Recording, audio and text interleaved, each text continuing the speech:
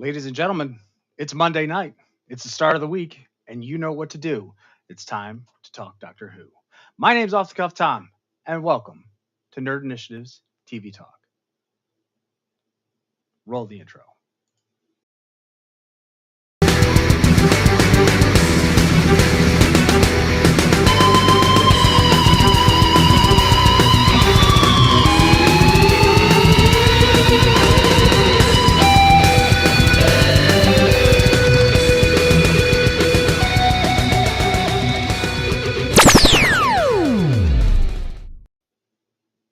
Like I said, ladies and gentlemen, it is Tuesday. Not Tuesday. I'm so used to doing turn a page. What can I say? It is Monday night. It is time to talk some Doctor Who right here on Nerd Initiative TV Talk. My name is Off the Cuff Tom, your host, and it is a pleasure having you. I hope now that we've got all the technical difficulties taken care of, everything should run smoothly. Now, because this is the first time I got to do that intro and the opening and the video, I think I might just play it again because there's a very special reason we want to say thank you. So let's play the intro one more time.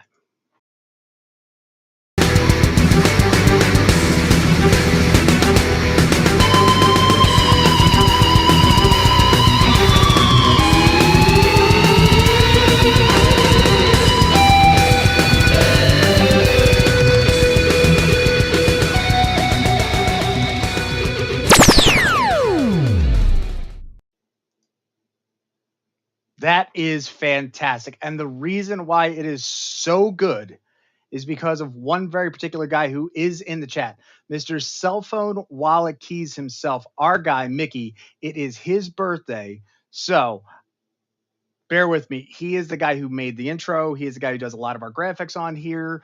Um, you'll have to excuse me, man. I tried. So here you go.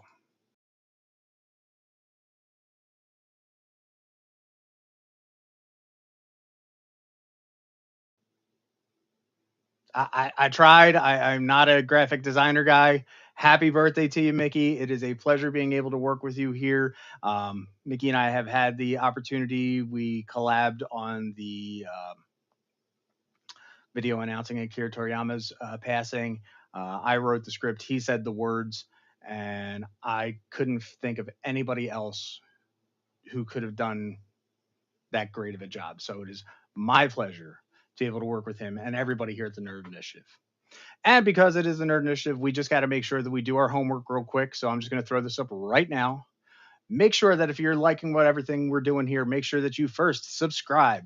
Then you're going to go over and you're going to ding the thing to get all those notifications.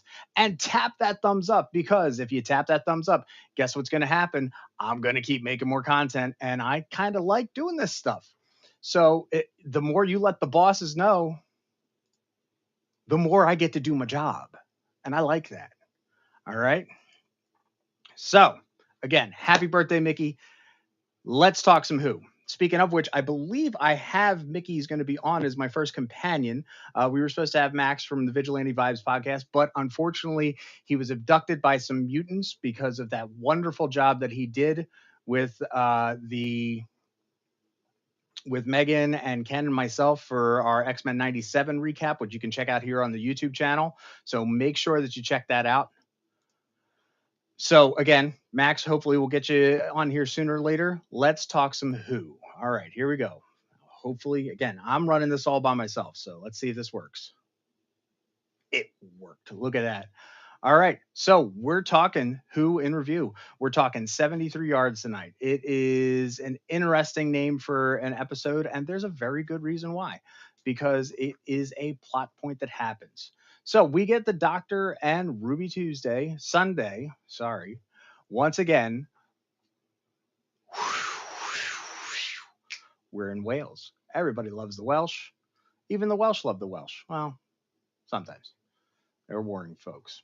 Anyhow, so they land in Wales. Gorgeous, the cliffs of Wales. You can't go wrong. They land in Cardiff. And as soon as I hear Cardiff, I'm just thinking, ooh, are we going to get a Torchwood reference? No. Like, you're there. What's up? Why didn't I get a reference? That's all I want. Just give me one reference. Give me a little Captain Jack, Give me something.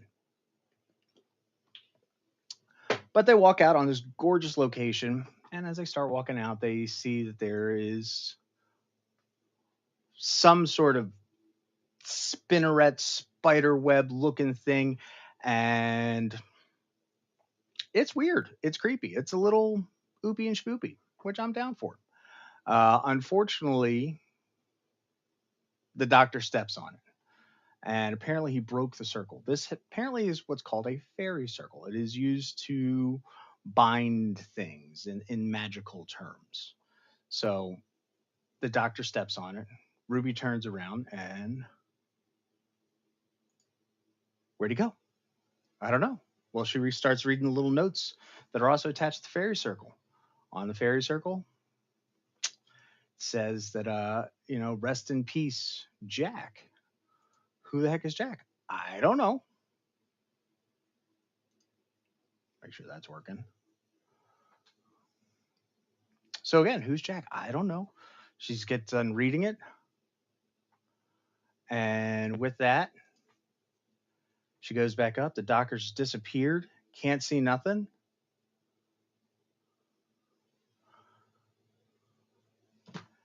And so she starts banging on the TARDIS. Hey, where are you? Where are you? She tries to put her key in. Don't work either. What the heck? She sees off in the distance. This.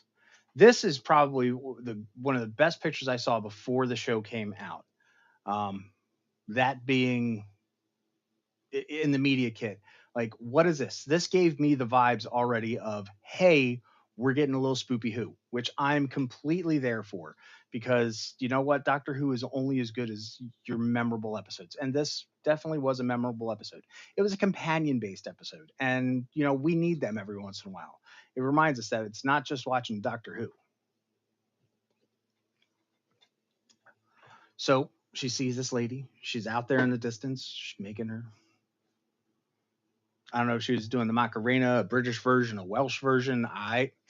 Uh, no idea. She can't find the doctor.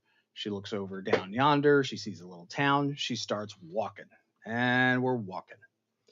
As she's walking, this figure back there, right? That's my camera, not a figure.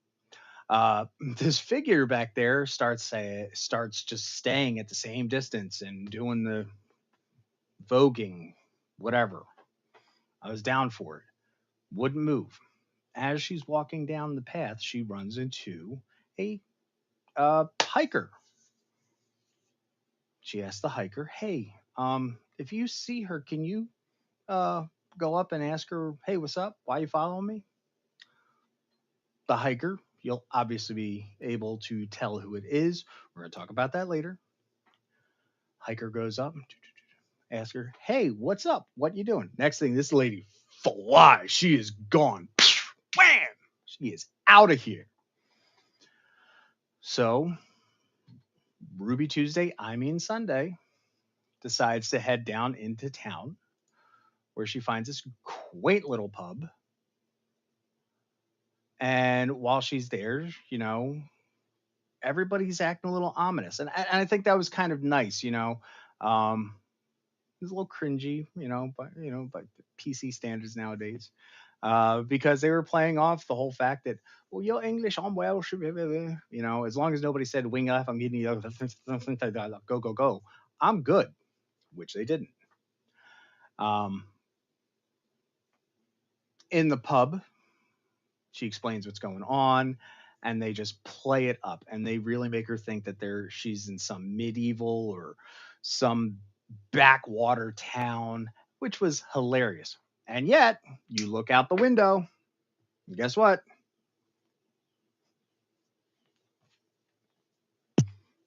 Old voguing lady, still there. She stays the night. She pays with her phone, the modern magic box, and she heads back into town. She heads back home to London. That really makes me think. It makes me think of something, or to England, I should say, because I don't know if she's no, she's technically in London. But let's think about this. And Chad, I don't know about this, so let me know if you live in the UK. Do you have Can you go back and forth free will across the country lines? Let's talk about that. I think that's a good idea. There's the homework. Hmm. Something to think about. Anyway, so she goes back home. She heads in, and she sees her mom. Now I don't have any pictures on here because I'm not going to cheat and pull ones off of anywhere else. But all these photos are courtesy of the BBC and Disney. So thank you very much. We always appreciate it. All right. So she talks to her mom, and she says, "Well, there's this lady, and mom sees her outside doing the. I am seriously going to do a different hand sign every single time. So go with me." Sees the lady out there. So she says, "Well, mom, we've got these magic phone boxes thingies, not the kind that flies around in time and space. I'll stand here," because she says equidistant, of which we did get a new word out of that, which sustal distance or whatever the heck it was called. Um, and that woman in the red hat in the pub, I know her from somewhere and I just can't place it. But sees the mom out, as mom goes down, talks to her, and again, mom bolts. She is gone. She runs up the street. She hops in a cab. She's gone. Best part is, this is the first time that Ruby's ever seen somebody who's talked to the woman, and having that said, gets the dirtiest look ever thrown back at her face, like the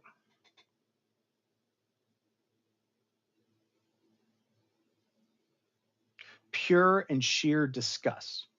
Now, back at the pub, one of the other patrons, Josh, I believe it was, went down to go talk to the lady, and he ran off too. Spoke with the barkeep and said, "Never coming back again." What'd she say? What'd she say? Well, ask her, meaning Ruby. I don't know what she said. Again, we're going to talk about that later because trust me, I got a whole thing lined up for this. All right. So Ruby gets kicked out of the house. Mom wants nothing to do with her, doesn't pick up the phone, doesn't write, doesn't text, doesn't anything. Barely even communicates through her mother, Gran, who's like, "Dis be tripping, ya." And excuse me, that was my terrible Jamaican accent. Thank you, cool runnings. Anyhow, we keep going. And so 2, 3 years pass by, and we get a cameo. Another character comes back who we've already seen in some of the specials. One of my favorite people that's been added into New Who, Catherine Lethbridge Stewart. Speaking of which, happy Memorial Day to everybody out there. Please remember that today is to remember those who have fallen in the line of duty. So thank you again to all my fellow veterans and those who are not here. Cell Phone Wild Keys has beef with this episode. Trust me. I mean, I've got beef at the end. Trust me. That's why we talk that stuff at the end. But if you got something as I'm going through the episode, drop it in, Mickey. I'm more than happy to. So, Catherine Lethbridge Stewart. Sorry, it's just habit. Even at home, when she pops up on screen and you say Catherine Lethbridge Stewart, this happens. It's like buttery. If you know, you know. So, Kate finally says, "Well, we've got a whole team. They're psychic. They're this, they're that, the other thing." Ruby's already figured out in that 3 year gap since, being kicked out of mom's house, that the person stays 73 yards. Ah, okay. They said the thing. They did the thing. So, oh, don't worry. I got loopholes like you wouldn't believe. So, Mickey right here, our birthday boy, says that he's got beef with this episode. All right. I'll bring the mustard. And he's got it all with the end. And there's usually where I find my loopholes. So again, Kate Lethbridge Stewart goes up. Everybody's on comms. They walk up. They start talking to the lady. And next thing you know, every single person in this squad, I'm talking 20 some odd people, creepy. Like, I mean, children of the corn,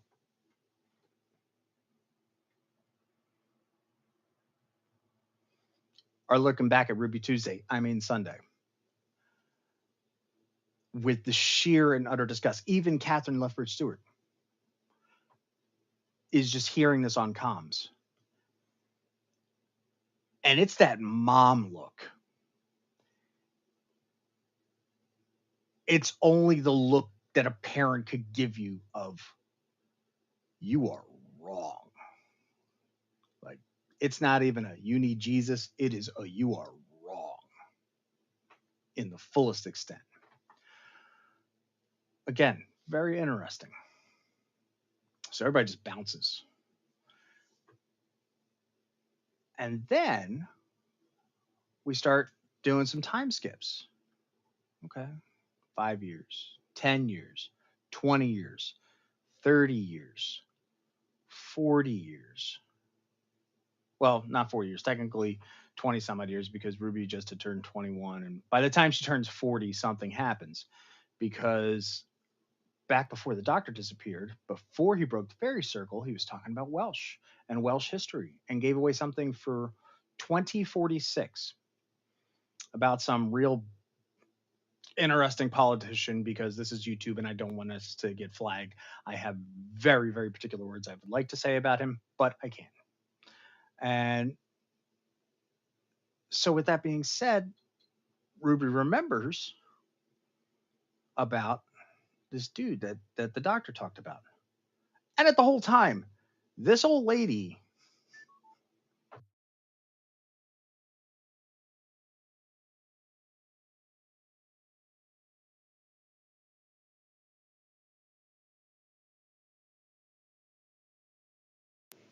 and this is why I do it live because sometimes we have technical difficulties. Yeah. So, one more bug to figure out. Anyhow, so as things are going on, uh, in her whole life, this lady is always still 73 yards away doing the whatever. It's it's just something that just is just creepy. She can't have relationships at work. She wasn't able to keep jobs very long. It's just always happening. And that ain't cool, but it happens.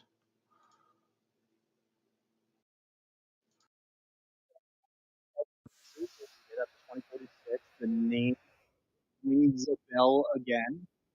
And she says, "Oh, this is what the doctor was telling me. This is my purpose." So she goes and joins the campaign, the rally, the whole team, everything going on. I'm like, all right, that's cool. Little saboteur stuff. Excuse me, I'm just moving windows around because yeah, technology. Hopefully that'll fix the mic problem too. Anyhow, so we keep going. She joins the campaign trail. She says, "Oh, I'm willing to do everything. Go team. I'm all about this and all about that, and I'll even hold the coats." She's holding the coats, literally. There's a new intern. The intern stuff happens there, and I really don't want to talk about it. And I'm really not a fan of that. And that is where my biggest problem is with this episode. But we keep going. And so this new guy, uh, Roger Ap William, with a G, because he's Welsh, decides he's going to run for prime minister. He's going to be the next big bad guy with a nuclear weapon. Just go for it. Just, you know. They even have the Albion Party, which I thought was a really neat idea. It's very much the Brits for Brits kind of idea is the way I was able to get when I was doing my homework for this. A little xenophobic, but anyhow, as everything goes on, nobody has noticed the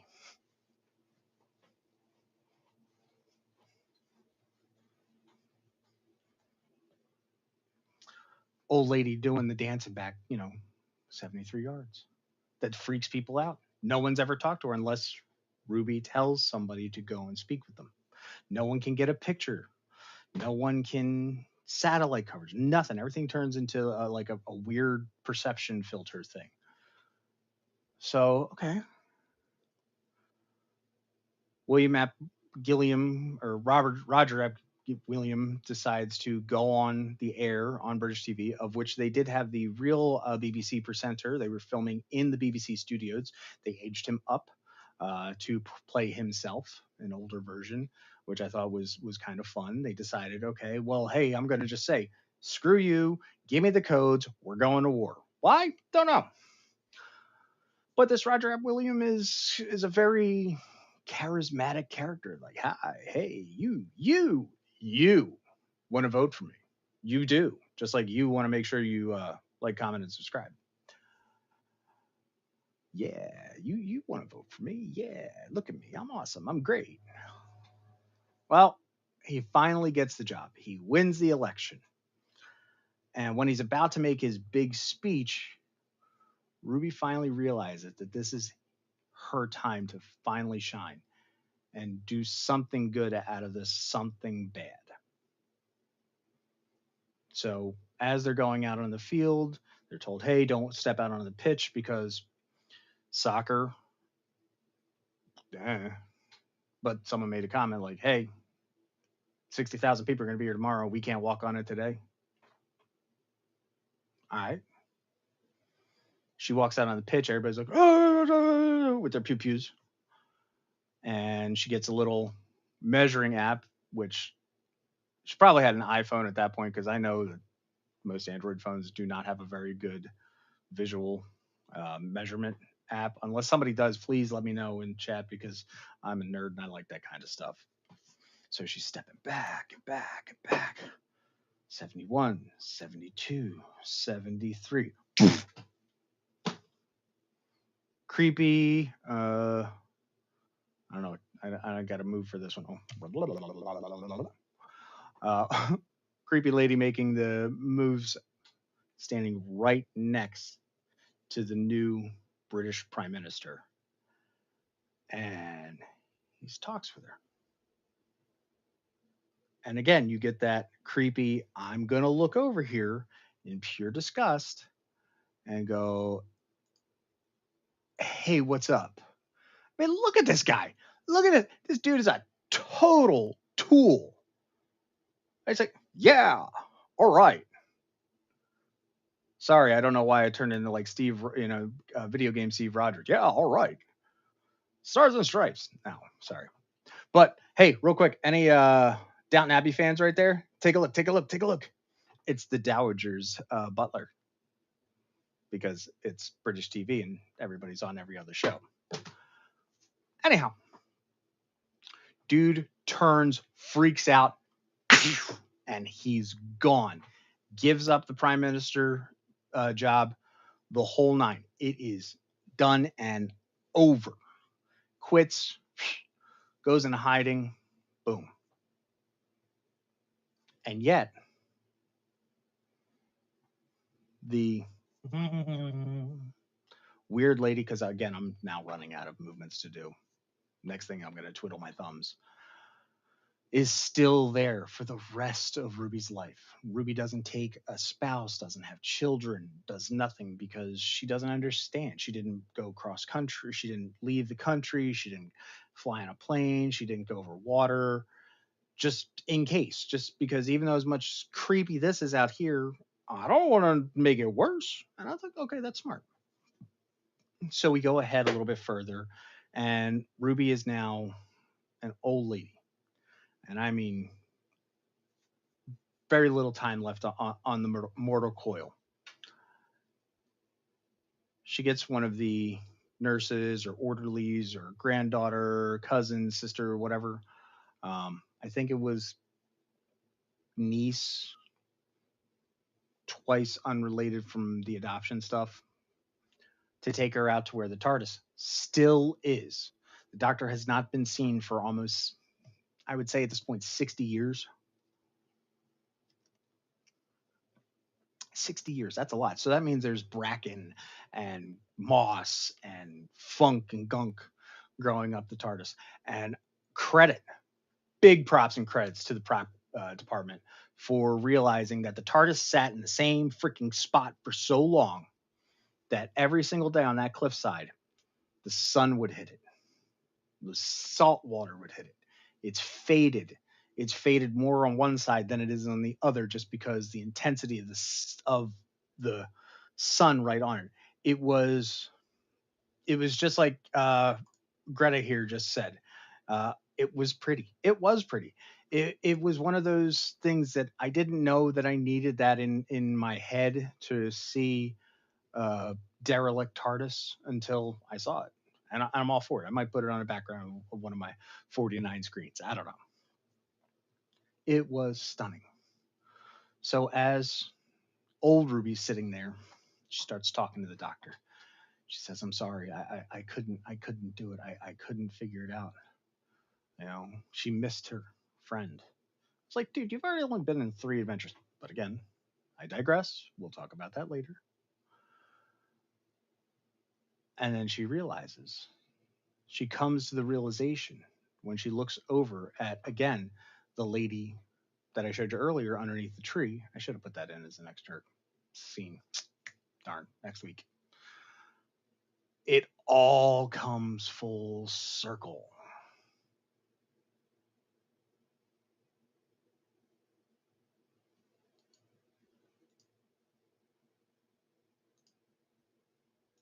Sorry, had to take care of something in the chat.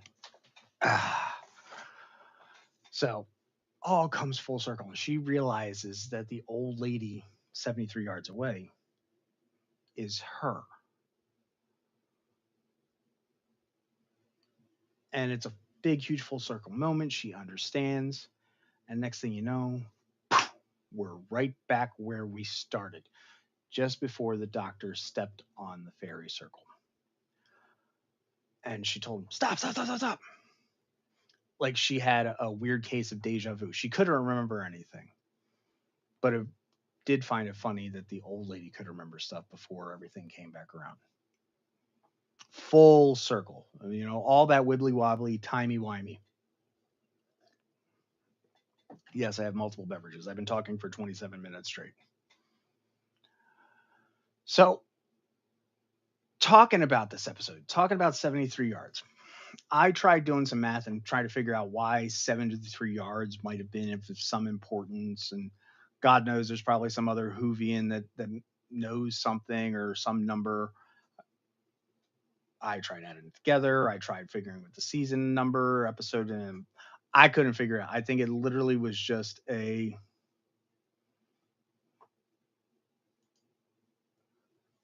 See, birthday boy here's got this right. Birthday boy's got this right. Now I see that I got plenty of people out here. I want to see at least 7 more happy birthdays here for my birthday boy. You know? Okay. Ladies and gentlemen, as you can recall, I'm trying not to be as vulgar as I usually am, but I am not a vigilante. And trust me, these guys got the vibe, and I think they want the yards to be 69. But either way, I'll owe you one later. As we continue, it's a big full circle moment. They don't break the fairy circle. They talk about it. The doctor finally realizes, oh wait, don't want to touch this. We don't want to talk about it. We don't want to do anything. And there's Ruby Tuesday. I mean Sunday again with the strangest idea of deja vu. And that's pretty much it. You know, I'm I'm just kind of like, all right, next. So now that I've been playing around for about a week now with my new computer, because this is why I wanted to do this whole TV talk and review stuff. Let's talk some stuff. So I've got this. These are my theories, thoughts for 73 yards. All right. So let's take a look here. Was Ruby in a paradox or a separate universe and timeline? And I put down there lack of snow. Very simply because, well, she talked about when she was old there was no snow, and snow has been a big concept as far as whatever her backstory is concerned. And because there was lack of snow, does that mean that my theory of her being a child of the pantheon was the pantheon not in this separate universe, timeline, dimension, whatever the heck you want to call it? I don't know. Then let's go to the next one. Why not use real historical figures? So I looked up. There was a guy named Mad Jack way back in the day. Um, but one, he wasn't Welsh. He was British.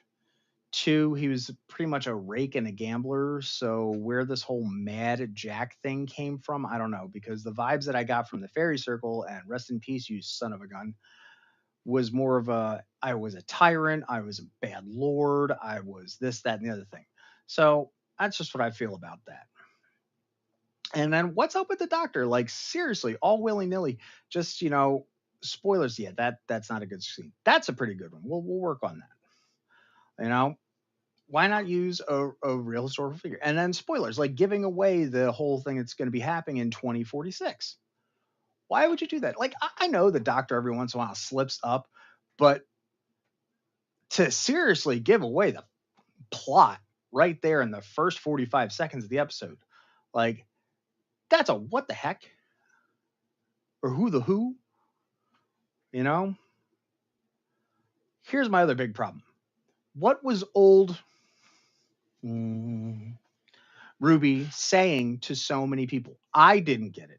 Did anybody else figure out what she was saying that really freaked people out to turn to her younger self and tell them to ask her? Like, what do you guys think in the chat that old Ruby was saying? The nuclear holocaust is coming, and she knows about it. She'll be pushing the button. Like, I have no idea. We never got an idea of it, and I think that was just sloppy writing. I think there was a lot of stuff that they could have done with this to really elevate this episode.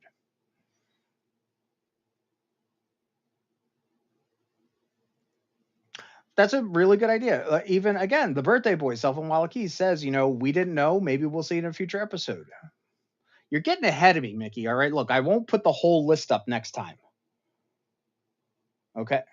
Oh, that's a good one. Yeah, Ken has the best one. I think that's what old Ruby was saying. I'm just going to leave that there for a while. I think Ken has it right on the note. Hashtag Ken was right. So let's keep going. Did anybody, my Trekkies out there, get a vibe that this was very much like the episode Inner Light? Picard lived a whole lifetime in 2 seconds or 12 seconds, however long he was knocked out for. You know, hashtag Ken was right. Um, so what's up with that? So again, you see how I also have down on here, was Ruby a child of the Pantheon? I really fully well believe it. Now, if you go back up, you'll see Mrs. Flood's theory, at least this week. Hear me out, internet. Look, I don't stay in all the Doctor Who panels and vibes and chats and forums and everything. I like enjoying my shows for what they are. Not that I'm saying that I don't appreciate everybody you coming out here and watching me and watching us do what we do on Who, but I don't like spoilers and I don't like getting dissuaded to this theory or that theory. I like my head canon, and that's why I like sharing it with you. I think Mrs. Flood is also part of the Pantheon. Now, somebody in the chat say why. I'll wait.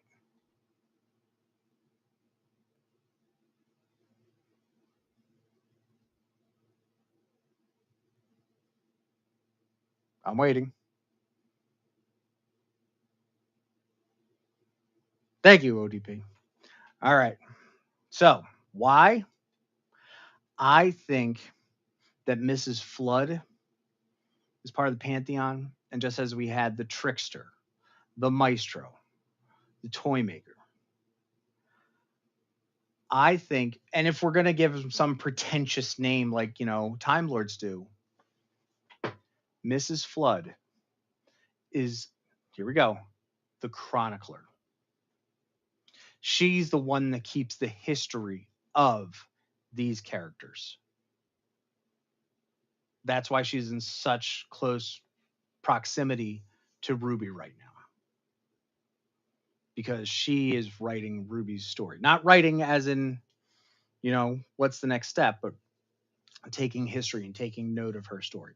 That's my theory this week on Mrs. Flood. What do you guys think?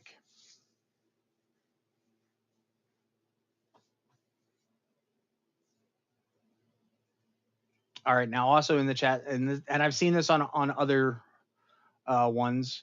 Uh, this wonderful young lady thinks that Mrs. Flood is Ruby's biological mother. It's the common theory. It's the big one that's going out right now. I'm not opposed to it happening, but again, if they do, cheap writing. Sorry, on it's the truth. I think that Mrs. Flood has something to do with the Pantheon out in the big aspect of things, and that's where I really want to see this go. I think she's the chronicler. I think that what they're trying to do here, if you keep going down, is the Pantheon a force of the universe versus magical. Um, I think what they're trying to imply that this magical mysticism stuff, especially heavy with this episode. I'm not feeling it. Like I'm down for every once in a while, but if we're doing a whole story arc just on this, I'm not cool with it.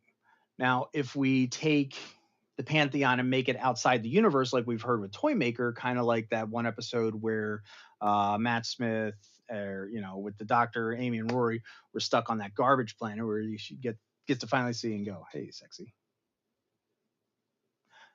I think the Pantheon is more something along that interwoven in a pocket of the universe. I wouldn't say pocket dimension, but these are just everything that's running through my head. Every week, this theory is going to change, and I hope you come back to see what else we got. So, my biggest gripe on this episode, okay, as much as Roger Abbey William with the G because he's Welsh was charismatic and enigmatic, they introduced a intern, and what they implied that had happened with the intern was completely unnecessary. It had no bearing, I believe, to the whole story. You know, I'm not really a fan of that. Not cool. Um, I got it right there. You know, did they need to imply the what happened? I don't think they did. But we're gonna get away from that. And then lastly, will this episode be significant by the finale? I think Selphon Wallachese was right in the fact that it is a great idea that maybe whatever dropping in from the top rope uh, had going on with saying things to people, maybe that'll become what's important by the end of the episode, by the end of the season. I mean, we only have like 6 episodes, which sucks because it's Doctor Who. But again, I'm glad they gave Ruby Tuesday Sunday time to shine. I'm glad that the actress got her time finally. It's episode 3 or 4 that we've had her on now between the specials and this, that, and the other thing. But again, where's the significance? Last week, boom. Where's the significance? I get the fact no snow, hence my separate timeline, butterfly effect, whatever. Where's the significance? It's Doctor Who. Very rarely do we ever get paradoxes or time loops. And when we do, they're really good, like Girl in the Fireplace. But I don't know. You let me know, chat. What do you guys think? Do you think that this episode is going to be significant by the end of it? Because right now I don't. Honestly, I do not. Again, it was a hey, I know a guy who can write an episode. Let's was it a gimme? Was it a nepo hire? I don't freaking know. That's what I thought. That's why I like talking TV. So that's everything that's going on with that. Now, everything else that's going on, again, just a reminder, we got to talk about this. The final score. I gave this an 11 out of 15 doctors. Why? It was a great episode for Ruby's Sunday. I almost said Tuesday again. For the actress to finally get her time to shine. You got to give what's her name, Millie Gibson. Thank you, because I was gonna say Millie Bobby Brown, but I was like, well, no, no, no. She does the other British stuff. She does that. It gave her time to shine as an actress. I think there was. Oh, Ken thinks that this is not a one and done. I hope. I hope. I like when I get a through line. I like getting that aha moment. Just do it right. Anyhow, like I said, 11 out of 15 doctors for this episode. And this is how my rating system is going to be for the rest of these episodes. It's going to be 1 out of 15 doctors. Hopefully, we can maybe get an extra special episode and we'll add in the war doctor and the renegade, the runaway doctor. Hopefully something's that's fantastic that we just got to blow the scale out of proportion. That should hopefully be the finale. But what do you think, chat? Where do you sit as far as this is concerned about Doctor Who, and not only just the episode, but the state of Who right now? As a whole, where are we at? Just think about it. Talk it out. Get with us. And you know what the best way to do that is? It's through QR codes. And so we're going to start off with all the QR codes. You ready? Get your cell phones ready. Start scanning your screens. You can first off contact us, get in touch with us, hit that QR code right there, get on our mailing list, make sure you're following everything that we're doing on all the social medias, everywhere and anywhere. That's what you want to do. Now, once you're done online, we want to make sure you're taking care of yourself offline. This is where you're going to wear your Geek Pride on your sleeve right there. Click that QR code, get the merch. Hopefully, I'm working on something. I got something that might be a little more in my more phenomenal wheelhouse. Speaking of which, hope you folks will follow me because I'm going to be running a thing that I would really like to get a new moniker on here as far as my Power Ranger stuff is coming. And trust me, things are coming.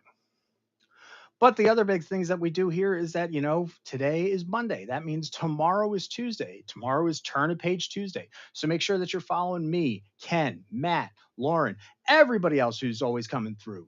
Turn a Page. We're going to be talking Star Wars. We're going to be finishing out the force of Star Wars month with a wonderful, fantastic issue. And I hope you get to join us while we're doing that. Speaking of, Ken, after Tuesday, what comes Wednesday? Well, we're doing the Road to Deadpool. That's why you can take a look down here. I got the ticker going with all the other things we're doing. And we got the Road to Deadpool. Tony and the guys over there are working on some great stuff. Hopefully you'll go and join them too. But more importantly, because this is what us at the NI Bullpen do, we got the comic book reviews for you. And if you're not following, what's wrong with you? Like, jump in your TARDIS, come back round, subscribe, follow everything else that's going on. Then after that, Thursday night, dropping in from the top rope, Wrestling Night Live. That's right. Ken, Rich, New Guy Nick are doing a phenomenal job. I have no idea what they're talking about when it comes to wrestling, but I appreciate all their hard work. And as far as I'm concerned, as long as you're enjoying everything that's going on here, make sure that you're following me, Off the Cuff Tom, Nerd Initiatives, Pop Culture Connoisseur, right there on that QR code. You're going to see me every Monday, every Tuesday. Maybe I'll jump in the chat on a Wednesday or Thursday. Don't forget also, on Fridays, we run fandoms. We got a whole slew of things always coming around with fantastic panel of folks. All right. I think I've hit all the notes as far as my homework. Did I hit all the notes? I don't know. Let's do it one more time. Make sure, ladies and gentlemen, that you hit the subscribe button. You click the bell, get all the notifications, and you tap that thumbs up because I love doing what I do. But most importantly, again, since I have 55 people watching, which I am so pleased, I'm going to run my intro one more time because y'all missed it. And after we run it, we're going to say happy birthday to Mickey again. So you know what? Hit the button, run the intro.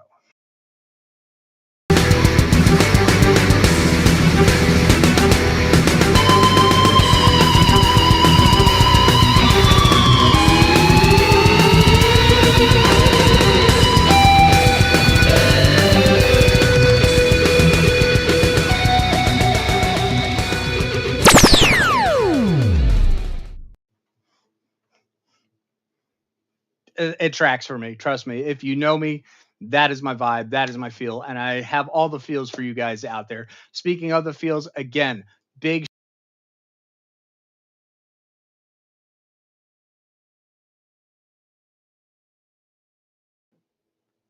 happy birthday again to Cell Phone Wallet Keys. It is a phenomenal human being that I get to work with. He's an extremely talented person. Make sure you're following him. All right. I know he's going to be on here shortly. We're going to be doing an episode on here together.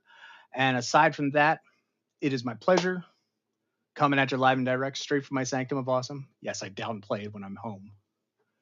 But once again, thank you for watching here on Nerd Initiative TV Talks, Who in Review. My name's Off the Cuff Tom.